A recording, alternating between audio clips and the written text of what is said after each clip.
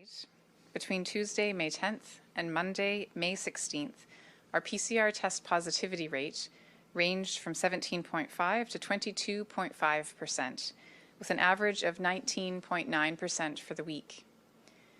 As the Minister mentioned, the average number of people in hospital with COVID-19 has decreased from last week.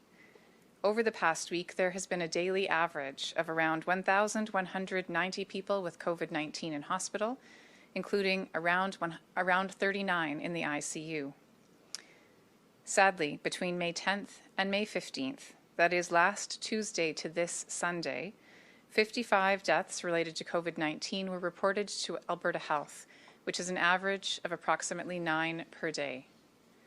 Tomorrow, we will be reporting deaths over the previous week in total. It is important to remember that each of these numbers represents the loss of a person who leaves behind grieving family and friends. My sympathies are with the loved ones of these Albertans and with anyone who has recently lost someone they cared about, no matter the cause. It's hard to see numbers such as these due to a virus that has upended all of our lives and is still prevalent despite our collective efforts to put it in the past. These are the most severe outcomes of infection and the last impacts to fall as a wave recedes. What we've seen in previous waves is that leading indicators, such as the number of new cases and lab positivity, are typically the first numbers to fall when the virus is on the wane. Changes in these early indicators are then followed by lagging indicators such as hospitalization numbers. Deaths are usually one of the last indicators to fall.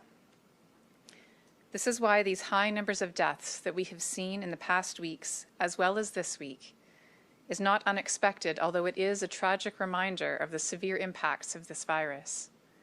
This is a late indicator showing the impact of the BA2 surge. As we're seeing positivity and hospitalizations begin to decline consistently, we should expect to see the same thing in the number of deaths very soon. Having said that, and as the Minister just referenced, we must remember that COVID will remain with us. We should expect it to return, especially when we get to colder months in the fall and the start of the season when we traditionally see a rise in respiratory viruses. One of the interesting things about comparing the first Omicron wave and the second Omicron wave is looking at the ICU numbers. So while the overall hospitalization numbers haven't declined as dramatically, we did see more of a drop in the ICU numbers.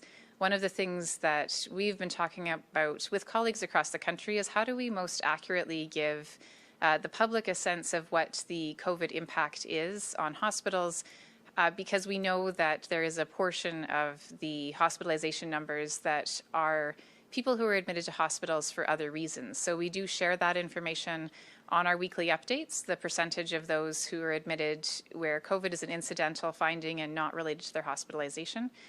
So I think what's important for the public to know is that, again, as we've said, COVID-19 is with us for the foreseeable future, that it's something that will likely go up and down, probably in part influenced by seasonality, that we will likely see, similar to influenza, a low level of cases even throughout the summer. We would expect that we would see more cases in the fall and winter in our respiratory season.